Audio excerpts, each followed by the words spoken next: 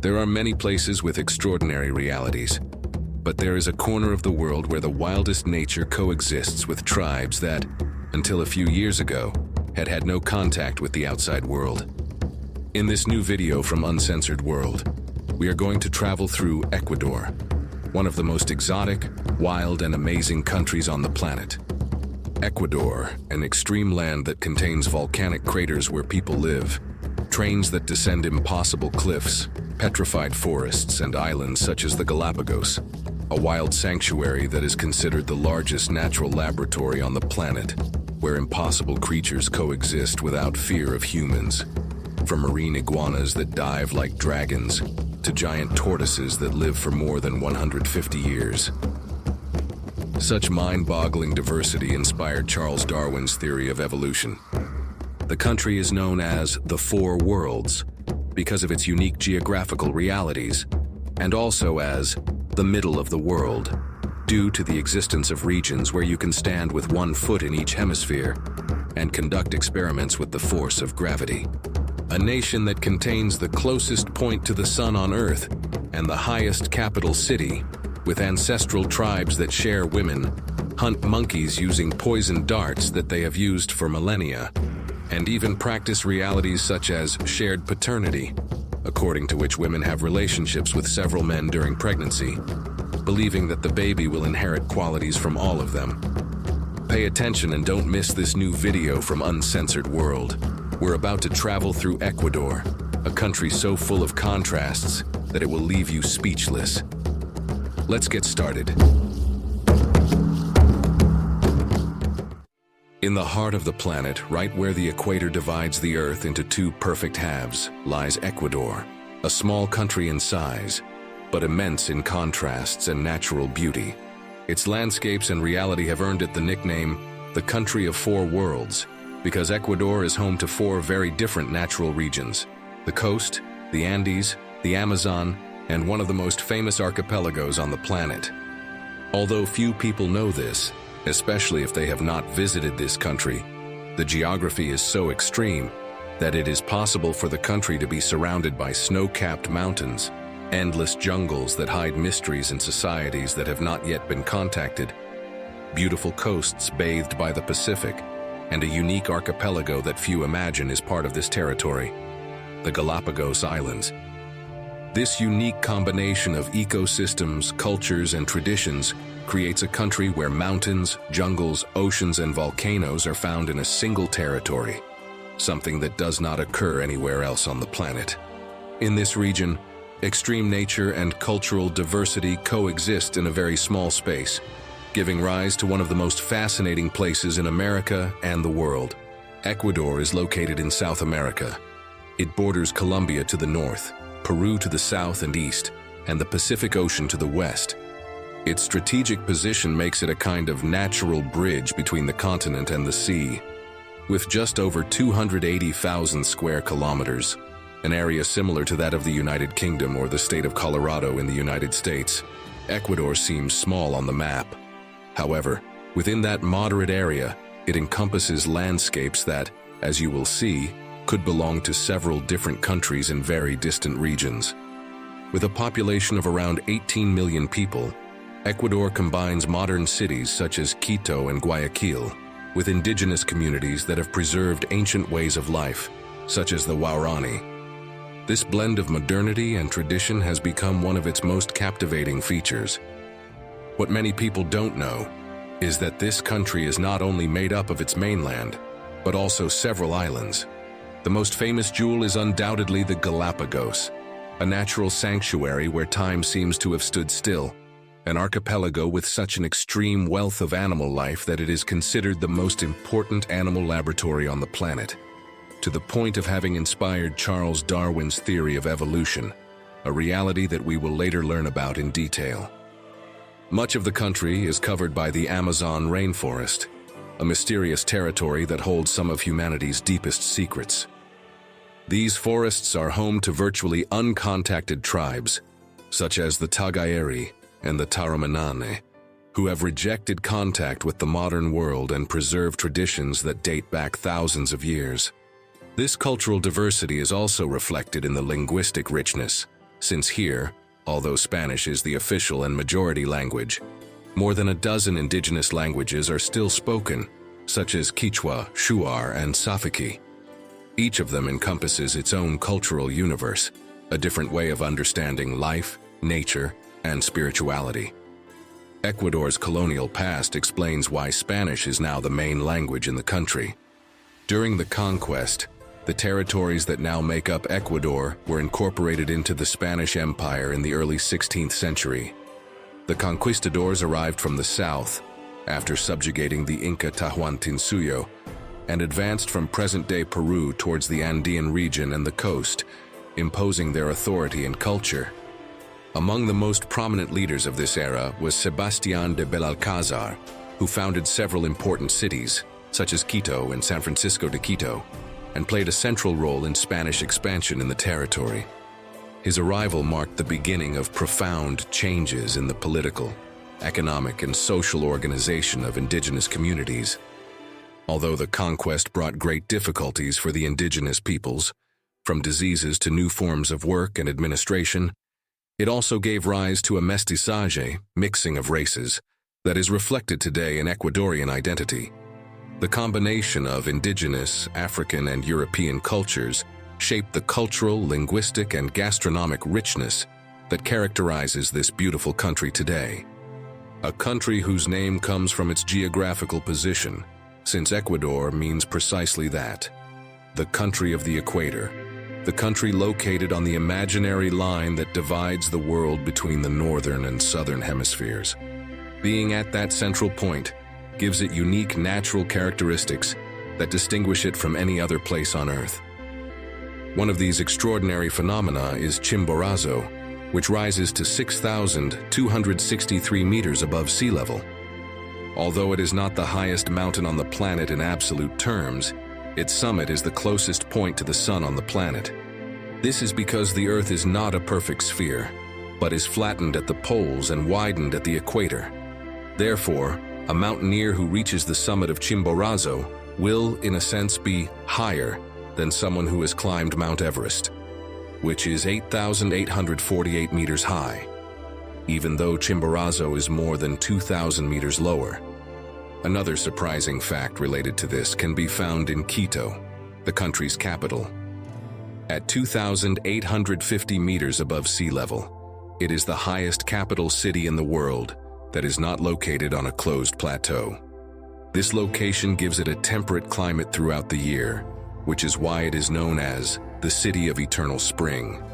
But perhaps even more striking is a place known as the middle of the world. A few kilometers from Quito, there are two tourist complexes, the Ciudad Mitad del Mundo, middle of the world city, and the Intiñán Museum, both built right on the equator. Here, visitors can place one foot in the northern hemisphere and the other in the southern hemisphere, a unique experience that cannot be had anywhere else with such precision. The site offers experiments that surprise anyone who is familiar with this position at the center of the Earth. If you ever visit Ecuador, you will be able to observe a curious phenomenon on the equator. When you pour water from a bucket, you will notice that its movement changes depending on your position. If you are one step north of the line, the water swirls to the right.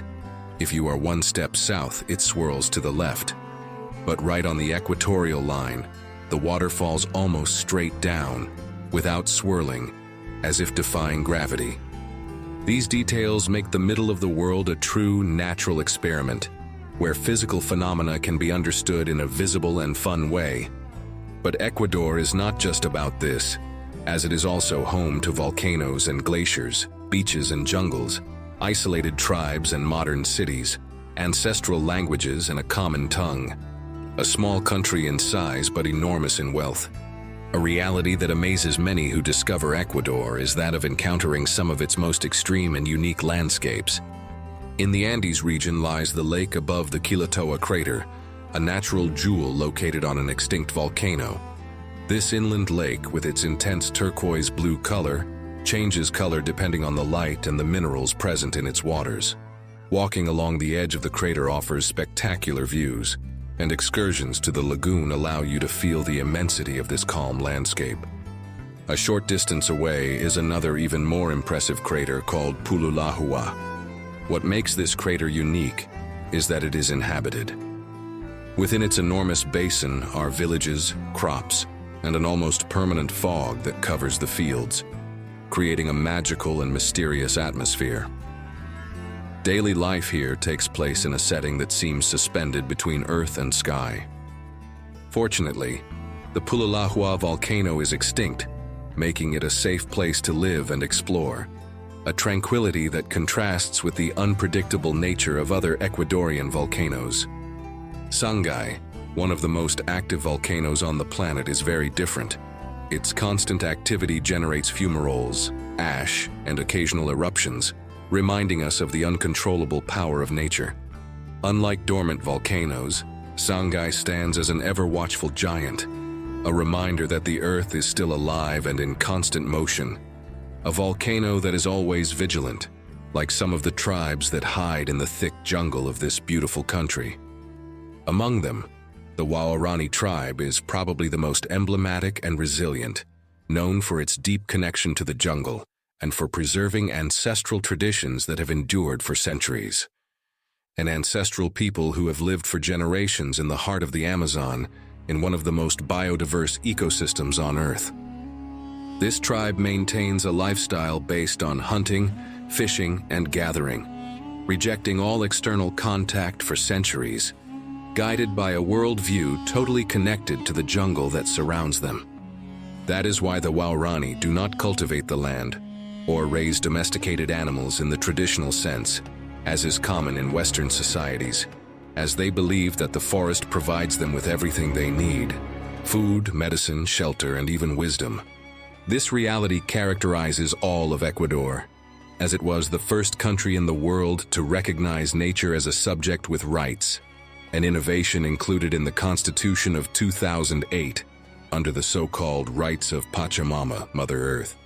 This means that in this country, rivers, forests, and mountains have the right to exist, regenerate, and remain free from pollution, and that anyone can legally defend these rights in court. Thanks to this pioneering vision, Ecuador combines development and conservation, offering a unique example of how the law can protect the lives of all beings that inhabit the planet. This reality is reflected in the Waorani better than in any other ethnic group or society, since they, although they do not domesticate animals as in many other cultures, have a common practice of raising orphaned or sick wild animals such as monkeys, toucans, or even jaguars on occasion, to live with them as part of the family before returning them to the jungle, as they normally return them to their natural habitat when they see that they are capable. For the Waorani, these animals are not mere companions, but an integral part of their spiritual and everyday world. Therefore, temporarily raising these animals when they need it is a way to strengthen their bond with nature and better understand its cycles while ensuring the survival of the species. Often these animals, raised from a young age, come to recognize and protect the human families that care for them, alerting them and protecting them from imminent danger. However, the intention and common practice among the Waorani is that once they consider these animals to be recovered and capable of fending for themselves in the jungle, they return them to nature. This act of returning the animals to the jungle is closely linked to one of the most important rituals among the Waorani: initiation rituals. Among these rituals, one of the most striking involves the youngest members of the tribe, a reality that will probably surprise you. It is a kind of summer camp, but with an extremely high level of demand, as it could put their lives in grave danger. The Waorani have a custom whereby boys and girls between the ages of 7 and 12 are taken to live completely alone in the jungle for several weeks, as part of an experience they consider essential for their education. This test helps them to live in harmony with the natural environment, to develop autonomy, and above all, to understand the power and depth of the jungle, which for them is much more than a place. It is a living being. The adults probably follow them closely because although this tradition may seem extreme from the outside, it rarely puts the children's lives at real risk. Through this isolation, the children learn to listen to nature, recognize its dangers, and respect all forms of life that inhabit the forest. Thus, both the temporary raising of animals and the initiation rite reflect the Waorani's view of the jungle, a sacred space where humans and animals are intimately connected and where respect is fundamental to the survival of all. Probably because of all this, until a few decades ago, the Waorani, although they respected nature, did not allow other human beings to enter their domain, whether they were missionaries, settlers, or members of other tribes. This is a reality that some isolated groups in this society are still believed to practice. Until the 1950s, they had had zero peaceful contact with the outside world, which speaks to their deeply independent nature and their connection to their territory. The Waorani community is also famous for its extreme warrior culture. They are known for their use of dart throwers with curare, a powerful poison that they apply to their arrows to hunt with great efficiency. For decades, they defended their lands with a determination that led them to confront any intruder, including missionaries or settlers, to protect their way of life and their sacred space. Within this culture, tensions between clans were frequent, and there was an ancestral justice system based on reciprocity and balance. The idea of ritual revenge was part of this system. If a family member was attacked, clan members felt it was their duty to respond even years later, to maintain harmony within their community and with their neighbors. The best-known event illustrating this dynamic occurred in 1956, and now we are going to tell you about it. If you like it, don't forget to give us a thumbs up. Thank you. In 1956, a group of 5 American missionaries led by Jim Elliot ventured into the impenetrable Amazon rainforest for the first time with the intention of establishing peaceful contact and sharing their message of peace and hope with the Waorani, a tribe that until then had remained hidden from the outside world. These men, driven by deep faith and unwavering idealism, dreamed of building bridges between completely different cultures, facing the unknown with courage and determination. Jim Elliot, the leader of the group, was a young missionary known for his passionate commitment and dedication to the cause. He had spent years preparing for this mission, studying indigenous customs and seeking the best way to approach the Waorani with respect and humility. His intention was not to impose, but to understand and coexist in the hope of achieving mutual understanding. However, that first encounter, laden with good intentions, turned into an unexpected tragedy. The missionaries were attacked, and their bodies found scattered in the dense jungle, a dark testimony to the mystery that still surrounded this enigmatic tribe. This event brought international attention to the complexity of establishing peaceful relations with communities that had lived in isolation and had reasons to deeply distrust outsiders. For years, this tragedy was interpreted in many ways, but above all, it served to highlight the importance of respect for indigenous cultures and their territories. The story of Jim Elliot and his companions sparked an intense debate about respect and the complex nature of the encounter between such different civilizations. Over time, and thanks to rapprochement and processes of dialogue and understanding, most of the Waorani people have adopted a less hostile stance toward outside visitors. Today, it is possible to visit them through guided excursions and organized tours, although it is always recommended to do so with respect and caution. Among the most controversial and curious traditions of the Waorani is the so-called shared paternity, a practice that surprises those who learn about it for the first time due to its difference from Western norms. Shared paternity consists of pregnant women maintaining intimate relationships with several Waorani men during pregnancy. This custom is not motivated by personal reasons, but, strange as it may seem, responds to a deep belief that it can give powers to their babies. From the Waorani perspective, shared paternity aims to strengthen the baby and the tribe as a whole, as it is believed that contact with several men brings energy and protection to the new member. That is why, for this tribe, pregnancy is not an individual matter, but rather a communal process where responsibility and support are shared among all. These realities have a lot to do with the fact that Waorani culture is not traditionally monogamous like most of us. Among the Waorani, Both men and women can have multiple intimate relationships with different members of the group, always within certain cultural codes and norms, all for the good of the tribe. That is why both polygamy and shared parenthood facilitate social cohesion in this society, reduce conflicts, and foster solidarity among members. This system, although it may seem strange to those who are unfamiliar with it, appears to have been fundamental to the survival of tribes as isolated and ancient as this one. From an anthropological point of view, it is believed that these practices make sense in a context where collaboration and cooperation have been essential to face the challenges of an environment as demanding as the Amazon rainforest and to survive. Furthermore, in a community where survival depends on constant cooperation, shared parenthood can be seen as a way of ensuring resources, protection, and emotional stability for both mothers and babies. These realities, which are common in other extreme societies, are even more so in these tribal societies in the interior of the jungle. As extreme as the existence of an archipelago, with islands where species evolve in such an amazing way that they have changed the way we understand life. A forest where trees and species have turned to stone. The most impossible train descent in the world known as the Devil's Nose, or the most dangerous road that runs through this country. Realities that you will soon discover.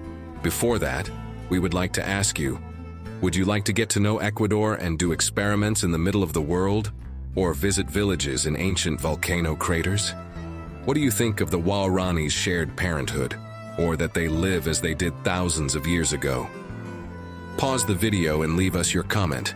It will be great to read it, and you know that doing so is the best way to support Uncensored World, so that we can continue working every week to bring you the best content. So, thank you. Probably one of the most impressive places for visitors to Ecuador is the Puyango Petrified Forest, located in the province of El Oro, in the south of the country, near the border with Peru. This unique place preserves fossilized remains of trees that are over 100 million years old, slowly transformed into stone through a process of mineralization that has turned them into eternal stone giants. The site of this forest is truly extreme. Entire trunks, roots, and branches are preserved in astonishing detail, even showing the texture of the bark and the internal grain of the wood. It is believed that these trees were petrified due to a combination of volcanic ash and minerals present in the soil, which gradually replaced the organic matter without destroying the original structure. Walking among them is like walking through a landscape frozen in time, where nature and time seem to have stopped. One of the most striking curiosities of this forest is that some of these trunks exceed 3 meters in diameter and more than 20 meters in height, and that species that no longer exist today can be observed. Perfectly preserved leaf and seed fossils allow us to study what the flora of South America was like millions of years ago. In addition to these, fossil remains of small invertebrates have also been found, offering a unique window into the ecosystem that existed millions of years ago. This extreme excitement continues in the Andean valleys, where nature blends with human engineering in a surprising way on a road known as the Devil's Nose because of its impossible curves that seem to descend into hell itself. Strange as it may seem, the Devil's Nose is formed by the tracks of a train that descends in an impossible zigzag on a steep cliff. Passengers can experience the thrill of seeing the train seem to defy gravity as it travels through dizzying curves surrounded by cliffs and landscapes that take the breath away from those who dare to travel it. In the same region is the Yucas Highway, considered an extension of the legendary Death Highway, the most dangerous route in the world. Part of this road runs through Ecuador, with impossible slopes, sharp curves, and ravines that descend steeply into the valley.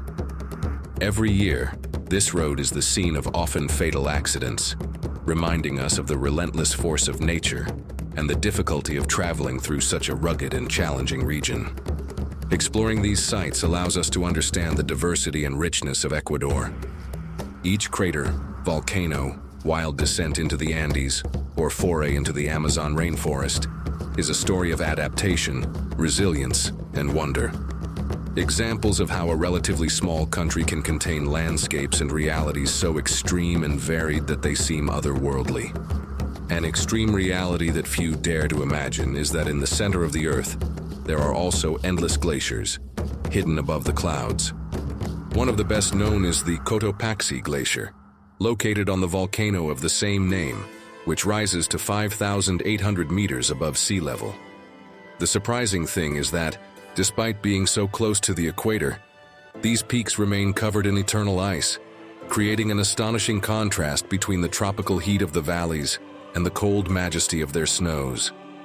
In addition, these glaciers feed rivers that flow down to the jungle and the coast, showing how Ecuador's extreme geography generates unique and vital ecosystems.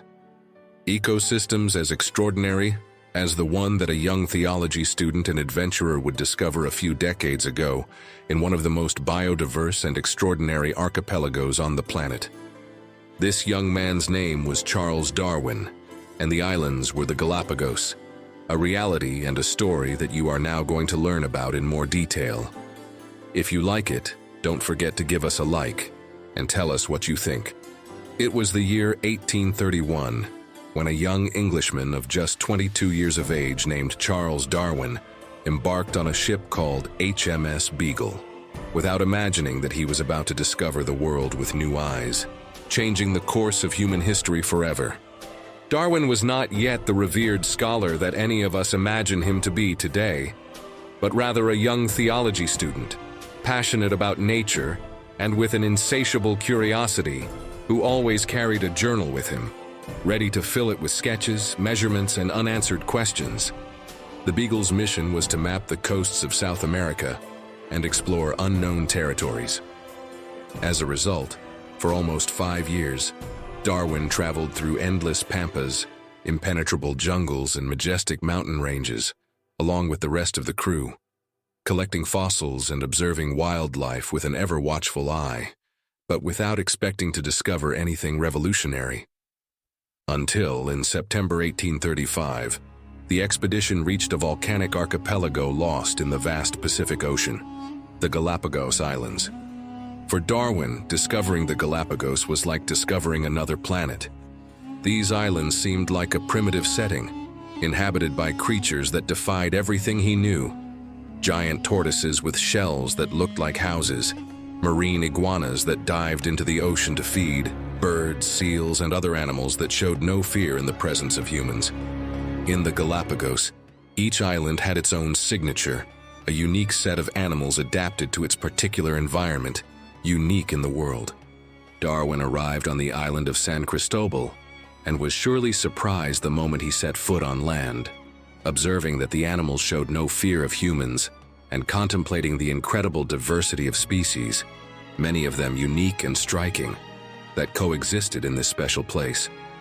He thus began to notice details that no one had previously recorded carefully, such as the fact that finches from different islands had different beaks, each perfect for feeding on hard seeds, insects, or flowers native to their region. Giant tortoises could be identified by the shape of their shells, which varied depending on the island where they lived. Not only that, but even mockingbirds, birds similar to blackbirds, showed differences in their plumage and song between neighboring islands, something that seemed incredible, especially in regions so close to each other. The young Darwin did not invent the theory of evolution in one fell swoop while sailing on the Beagle, but he did gather evidence that deeply intrigued him, asking himself questions such as, why did such similar animals live on islands so close to each other, but showed different adaptations? Why did they seem to have evolved from a common ancestor and not have been created independently? How were they able to adapt in such extreme and almost studied ways to the needs of their environment? In his diary, he wrote, "It seems to me that species transform. It is as if a finch had changed to occupy different functions.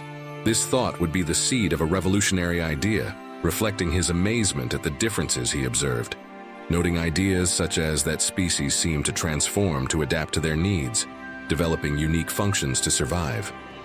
After almost 5 weeks on the islands, the Beagle set sail for Tahiti and New Zealand, leaving behind this small natural paradise that had raised so many questions in Darwin's mind.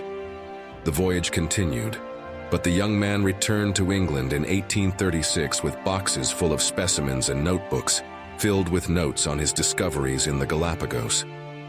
Although he never revisited the islands, Darwin continued to thoroughly research everything he had collected during his expedition. For years, he patiently analyzed each sample, compared minute details, and debated with other naturalists. His view of the world began to change, and with it, his understanding of life and religion, which until then he had seen from a traditional perspective. Little by little, slowly but surely, he began to understand that life was not a static collection of beings, but a dynamic process, constantly changing. Species evolved and adapted to their environment in order to survive, a natural process he would call natural selection. This theory, which he would finally present in 1859 with the publication of his work, The Origin of Species, proposed that only the best adapted individuals managed to survive and pass on their characteristics to subsequent generations, giving rise over time to new life forms and unique adaptations. The Galapagos was an essential piece of the puzzle, but it was undoubtedly the key that showed Darwin that nature is not static, but a living organism in constant change, where species are not fixed entities but can transform, diversify, and adapt to new challenges. These observations planted a revolutionary seed that would eventually shake the foundations of the dominant religious and social beliefs of the time. Beliefs that not only placed humans at the center of the universe, but also justified misconceptions that considered certain races superior to others. Darwin's theory of evolution would prove that all human beings, regardless of skin color or place of origin, come from a common ancestor that has evolved through the same natural process. This revelation would forever transform the way we understand science, our history, and our place in the world, debunking myths and paving the way for a more egalitarian view of life. If this story has fascinated you and helped you better understand the reality we all live in, don't hesitate to give us a like and subscribe to Uncensored World if you haven't already. As you can see with us, you not only travel to extraordinary places, but you also discover the world like nowhere else. Thank you for being here. As Darwin discovered, any tourist will find that walking through the Galapagos is like entering a living stage where nature reigns supreme. A living stage where species that exist nowhere else on the planet live. Animals that seem to have come out of an imaginary world, and that you can observe as you walk. Since in the Galapagos, the animals are not afraid of humans because there have never been any natural predators to threaten them. The first humans arrived on these islands in the 16th century, when sailors and explorers stumbled upon them almost by accident. Today, the local population barely exceeds 30,000 people, spread across a few inhabited islands. They coexist with the fauna in surprising harmony, respecting spaces and customs that have been in balance for centuries. This reality surprises travelers, as it is completely normal to walk around observing seals, penguins, and birds of endless colors just a few meters away, or to snorkel alongside the only iguanas capable of diving or sharks of all kinds. These species are so extraordinary that they are the cause of the theory of evolution that you have heard of, and that would revolutionize the world. One of these species is the marine iguana, a creature that seems to have come out of an ancient book of legends. This iguana is unique in the world, as it is the only one that dives into the sea to feed and is capable of diving. Its sharp claws allow it to cling to rocks while the waves crash down, and its long muscular tail propels it underwater like an aquatic reptile from another time. These iguanas have evolved out of necessity, becoming capable of diving for several minutes in search of seaweed, their main food source. In addition, to withstand the low temperatures of the ocean, they warm themselves in the sun on volcanic rocks, absorbing every ray as if they were living solar panels. Another of their curious adaptations is their ability to expel the excess salt they accumulate when feeding in the sea. They do this through special glands in their nose, producing a characteristic white sneeze, which, although it may seem funny to visitors, is essential for their survival. Another unique Galapagos animal is the giant tortoise, a living symbol of endurance and longevity. Some have lived for more than 150 years, defying the laws of time. Their enormous shells and slow gait seem to remind us that in nature, there is no such thing as rushing, and that by moving slowly, it is possible to live longer. These tortoises have adapted perfectly to their environment. They can reach colossal sizes, with some specimens exceeding 200 kilograms. Their diet consists mainly of leaves, grasses, and cacti, and thanks to their internal reserves, they can go long periods without water, storing it with patience and natural wisdom. Visiting and discovering the Galapagos is possibly one of the most authentic experiences for observing life and species. But in addition to the Galapagos, there are also other less famous islands, such as Puna Island or La Plata Island in Ecuador, which complete this exotic country. Among these, Isla de la Plata is popularly known as the Galapagos of the poor, not because it is not as beautiful or exotic, but because it offers a very similar experience at a much lower cost and with easier access. It can be reached by boat from Puerto Lopez, a coastal city on the mainland, in just over an hour, making it an easy day trip. The trip is safe, as it is regulated by local tour operators, and the island is considered a peaceful destination for visitors. There you can see blue-footed boobies, frigate birds, and even sea lions resting on the coast without fear of humans, just like in the Galapagos. Its crystal clear waters allow you to snorkel and swim alongside sea turtles and colorful fish. Few travelers know that this small paradise, located off the mainland coast, bears a striking resemblance to the famous Galapagos, but without the high prices or crowds. If you've made it this far, you'll probably want to know how to visit this country, also considered one of the cheapest and most affordable on the planet. That's why we at Uncensored World have done some thorough research and now summarize how you can enjoy it to the fullest. Ecuador has several international airports, the main ones being Mariscal Sucre in Quito and José Joaquín de Olmedo in Guayaquil. From the Americas, there are direct flights from cities such as Miami, Houston, New York, and Bogotá, with a flight time of approximately 6 to 7 hours. From Europe, you can fly directly from Madrid, Amsterdam, or Frankfurt, with flights lasting around 11 hours. As for visas, citizens of many countries, including the United States, Spain, and most European and Latin American countries, do not need a visa for tourist stays of up to 90 days. All you need is a valid passport and a return ticket. It is important to mention that at present, Ecuador is not considered a very safe country compared to previous years. Insecurity in Ecuador has increased in recent years due to several factors, mainly because it has become a strategic transit country for the transport of illegal substances to other destinations, mainly due to its geographical location on the Pacific coast and its proximity to Colombia and Peru. This has led to the presence of gangs and territorial conflicts in some cities and transport routes. However, this does not mean that the whole country is dangerous. Many tourist destinations, such as the Galápagos Islands, the petrified forest of Puyango, or protected mountain and jungle areas, remain completely safe for travelers, offering unforgettable experiences in a peaceful and risk-free environment. These places and islands have security, regulated tourist services, and authorized guides. One thing to keep in mind is that life in Ecuador is very inexpensive compared to other countries. A meal for 2 people in an average restaurant usually costs less than $10, while a budget hotel for 2 can cost between $20 and $30 per night.